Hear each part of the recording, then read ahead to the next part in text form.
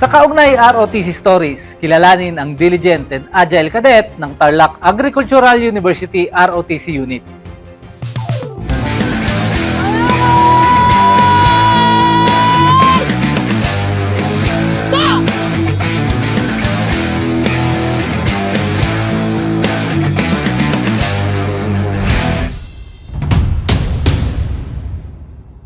Magandang araw, pamilyang kaugnay. Muling nagbabalik ang Kaugnay ROTC Stories, kung saan itinatampok natin ang mga kabataang unti-unting hinuhubog ng disiplina, determinasyon at dedikasyon sa paglilingkod. Ngayong araw, tampok sa ating kwento ang diligent and agile cadet ng Tarlac Agricultural University ROTC Unit.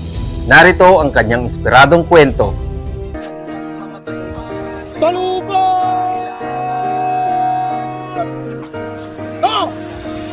Handa kong ibigay lahat ng yaman sa mundo. Handa akong makipaglaban para lang sa iyong gusto. Handa ako na sugal at nang mamatay para sa iyo kung kailangan. Ako ang superhero mo, handa kang ipaglaban.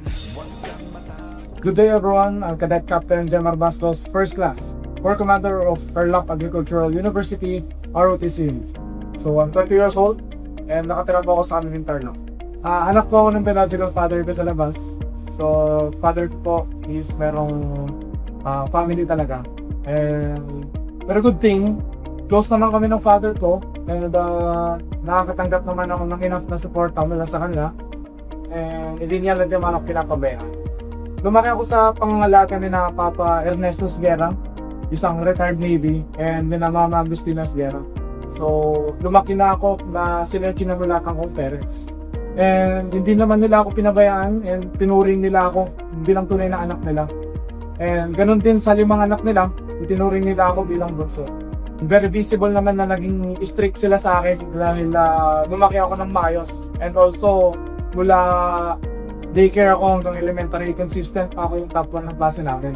So, which is a good thing and malaking bagay yung pagiging stricto nila na yun sa overall na well-being ko.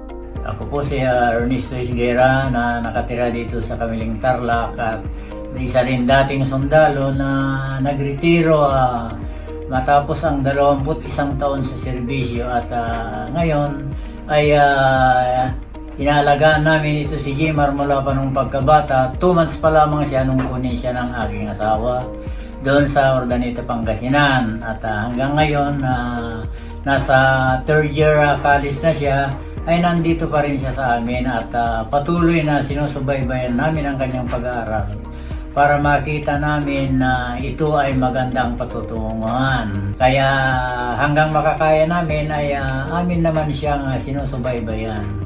Natutulungan niya rin ako dahil mayroon na rin kasi akong iniindang karamdaman katulad nitong aking kaliwang mata ay hindi na nakakaaninag. Yung pagtitraining niya sa ROTC ay kagustuhan niya kasi ang sabi nga namin kung saan mo gusto, kung ano yung hilig mo, yun ang sundin mo kasi yun ay makakabuti sa'yo. Ang tanging may papayo lang namin ay pagbutihin mo ang iyong pag-ROTC kasama na rin yung academic na sa aralin nang sa ganun ay kapwa mong maipasa yung mga training at saka yung mga academic subject na yan. Dahil kasi pag nakatapos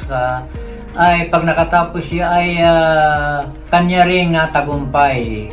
Kasi ang tagumpay niya, tagumpay na rin namin na nag-alaga sa kanya. Huwag siyang mag-alala dahil nandito lang naman kami sa likod niya na nakasuporta ng kanyang mama. At hangad namin na sana ay maging matagumpay siya sa kanyang pag-aaral at sa hinaharap niyang buhay. Nag-high school ako sa Tarlac Agricultural University Laboratory School. Dito na nagkaroon ng iba't ibang distractions. Pero despite those distractions naman, nakapag-back on track naman ako. And ayun, bumalik yung wish ko sa pag-aaral. And also, nakagraduate ako ng high school na with honor pa rin. So, that's a good thing. Currently, isa akong 3rd year student taking Bachelor of Science in Psychology dito sa Tarlac Agricultural University. Dito kasi sa college, medyo bugbugan na talaga. And tapos dumagdag pa yung pagiging cadet officer ko. And ayun, yung pinakamalaking challenge sa pagiging cadet officer hindi yung hindi yung physical na exercises eh. Kasi ako naman, before ako maging cadet officer, atleta ako, player ako ng basketball. So, yung push-ups, sit-ups, and yung mga takbuhan, kumbaga hindi na siya bago sa akin. And yung pinaka-challenge talaga is yung time management sa kung paano mo isisiksik lahat dun sa oras mo.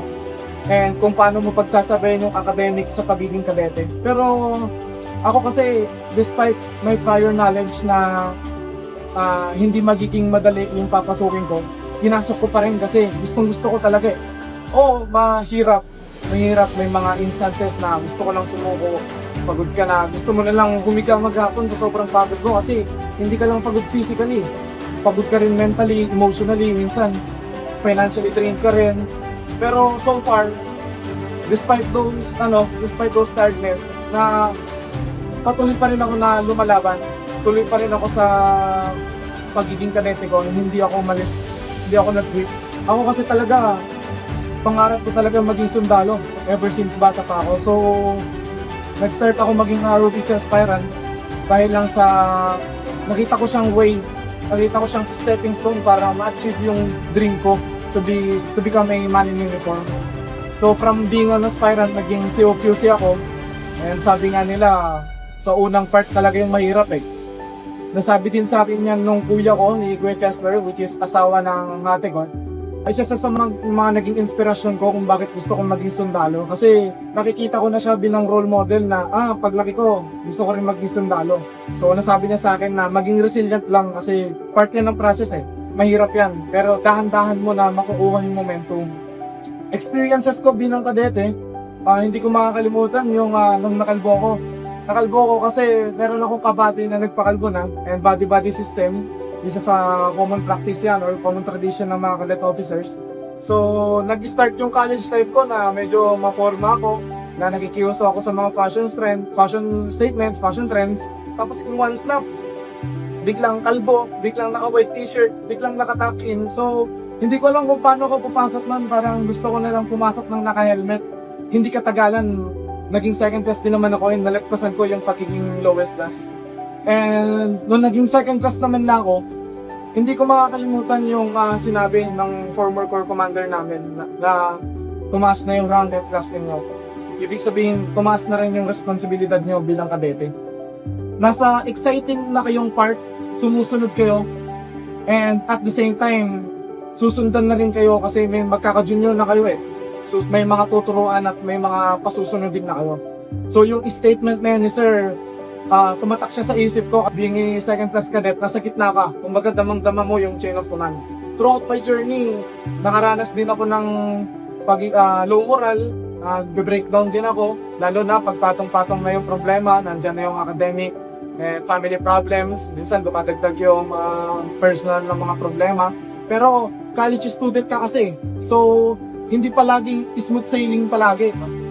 And dumating din yung mga time na dati gusto ko na mag-quit, pero every time na nafe-feel ko na gusto ko nang sumuko, nafe-feel ko yung sarili ko na pabigay na, lagi kong iniisip yung dahilan kung bakit ako nag-start. Isa din sa mga unforgettable experience ko throughout my journey of being an ROTC cadet officer is nung nag-training kami sa camp, which is yung RCT Arap 3132, yung 28-day na training for advanced cadet officers. So nakaka-proud kasi nandun ako, natapos ko siya, napagkaanan ko siya, and ayun, hindi lahat ng students and hindi lahat ng kabataan at my age nagde-dare na sumubok dun sa pinasok ko. Natapos ko siya na nakatanggap ako ng award na top 2 academic ako among 328 students. Sobrang nakaka-proud yung moment na yun kasi hindi lang ako, hindi lang yung unit, kundi pati yung CDC ko na i-represent ko. And ma-appoint pa ako as corps commander ng unit. So, share ko lang yung mga memories and hardships namin together with my buddies, especially kay Buddy Bascos, or our corps commander. Noong una is hindi talaga kami nagpapansin ni Buddy ko Bascos dahil hindi naman kami talaga magkakilala noon. Mas naging approachable na kami sa isa't isa and sabay-sabay kami na natututo. And aside from that, ay mas lumalakas ang aming pagkasamahan. Tumaan na yung 3rd class, ROTC, 2nd class, and ARAP. And not to mention, among 328 cadets, Nung araw ay naging rank 7 ako, rank 5 si Buddy ko Di Guzman, rank 4 si Buddy ko Astria, and rank 2 si Buddy ko Bastos.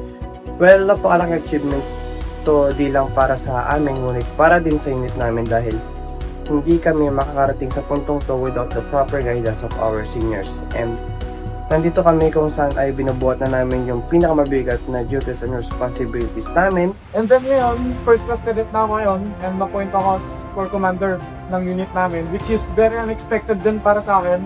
So, nung moment na lumbas yung result ng board deliberation namin, sinabi ko kagad sa mga kabady ko na alam ko lahat tayo maninibago and alam ko isa ako sa pinakamangangapa. Kaya hindi ko to kaya ng mag-isa eh. Kailangan ko ng cooperation ng bawat isa sa inyo. And thankfully, yung mga kabady ko naman is hindi naman ako pinapabayaan. And yun, re-remind din ako sa mga bagay na na-overlook ko. And yung mga designations nila, yung trabaho nila sa unit, ginagampanan naman nila ng maayos. With also, dahil na lagi ko rin silang kinukulit. And yun, nagkukumpay naman sila as much as possible. Binibigyan naman nila kung ano yung best nila para lang sa trabaho nila.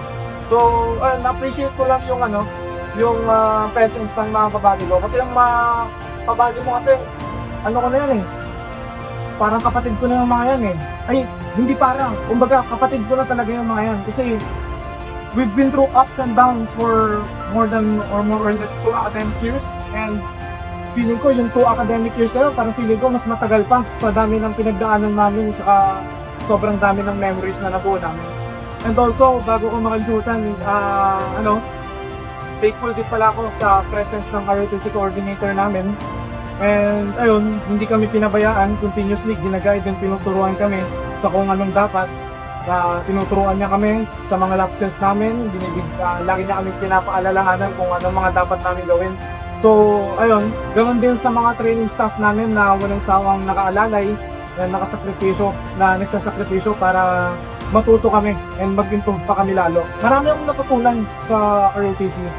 And isa doon sa pinaka-importante yung maging resilient o maging matatag na kahit anong hirap ng sitwasyon, piliin mo lumaban. And isa pa, yung pag-accept or pagharap dun sa challenges. Naalala ko yung quote na, I ask not for a lighter burden, but I ask for broader shoulders. Yun, kasi kaming mga ROTC cadet, may option naman kami na choose ROTC. Pwede naman kaming mag-CWTS, pwede naman kaming mag-basic lang, or pwede naman kaming mag-LTS. Pero nandito kami, nag-dare kami na i-accept yung challenge. So, sinusulit namin yung bawat oras na nandito kami. Kasi, hindi katagalan, alam ko na miss namin ito pagdating ng araw. Gaya ngayon na first class na kami, first class na ako, 1 taon na lang or after na itong academic year na to, hindi na ako ROTC cadet. Alam ko na mamimiss ko to and babalik-balikan ko siya. Tsaka yung mga lessons na natutunan ko dito, maging MIU man ako, anong profession man ako maging, or kung saan man ako dali ng kapalaran, yung mga lessons na natutunan ko dito, magre-remain sa akin kasi alam kong magagamit ko siya sa daily life ko rin. And ayun, gaya kanina, sinabi ko nga, nag-advance ako kasi stepping stone ko siya para maging sundalo. Pero turns out, ang dami palang reasons para piliin mo ang ROTC. Kasi nga, ang dami kong natutunan dito. Matututunan ko lang, magagamit ko siya, not just in military fields, pero sa kahit anong aspeto rin ng buhay, matututunan mo yung lessons and experiences na nag-gain mo dito sa ROTC. So, maraming nabago sa akin simula nung nag-take ako ng ROTC. And sobrang visible nun, kitang-kita yun ng mama, nila papa, ng relative, friends ko, na ang daming nagbago sa akin. Well, in fact, dati talaga, hindi ako kumakain ng talong tsaka ng okra. Don't get me wrong, kumakain ako ng gulay, pero ayoko talaga ng talong tsaka ng okra. And nagkaroon ng time na nag-budol fight kami dito, iniiwasan ko yung talong, iniiwasan ko yung part na maraming talong tsaka maraming okra. And nagkakaon na, doon ako naitapat sa napakarami. So, dumakin mo yung pride mo, i-take mo kung ano yung kailangan i-take. So, kinain ko ng kinain. And eventually, nasanay ako nung nasanay sa ganong sitwasyon. Yung dating ayaw ko, yung dating hindi ko kayang gawin, nagagawa ko na rin siya ngayon. So, napansin yan ng mga magulang ko na naging mas responsable ako, naging mas attentive ako, naging innovative ako, and also, na naging mas responsable ako sa mga actions na ginagawa ko. So, yun, sa mga college students, nandyan na yung ROTC. Nasa sa atin na lang yan kung i-take natin yung challenge. Kasi may iba nga tayo options gaya ng sabi ko kanina eh. And ayun, yung ibang mga ROTC cadets, alam ko makaka-relate sila dito na gusto ko mag-ROTC kasi magsusult ako ng uniform pang sundalo. Kumbaga, kumbaga prior reasons yun ng iba eh. Pero turns out, mas marami pa nga na reason para tanggapin mo itong program na ito dahil ino-offer to ng gobyerno sa atin through NSTP program or the NSTP law. So, ayun, nasa sa atin ngayon kung mag-commit tayo na improve yung sarili natin at mas matuto pa sa maraming aspeto ng buhay kasi yung ROTC, yan na yan, marami kang matututunan, marami kang mag-gain na experience and lessons and also yung memories. And also, kahit estudyante ka pa lang, meron ka ng sobrang laking way para mag-serve dito sa bayan natin.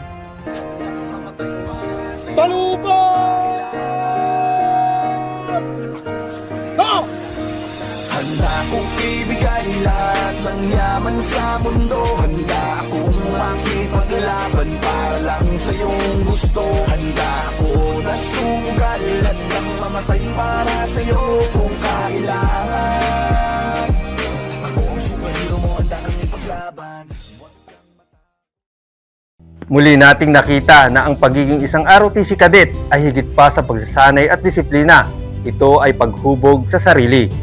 Ang pagkakaroon ng sipag sa bawat gawain, tapang sa pagharap sa hamon, at determinasyong maging mas mahusay sa bawat hakbang. Kaya sa mga kabataang nagnanais paunlarin ang kanilang sarili at maging handa sa paglilingkod, huwag matutong sumuko sa hamon sa halip. Gawin itong hakbang tungo sa mas malaking pangarap. Muli, ako si Sergeant Lester Donato, ang inyong kaugnay Drill Master. Kita-kits muli sa susunod na Biyernes. Dito lang yan sa Kaugnay ROTC Stories.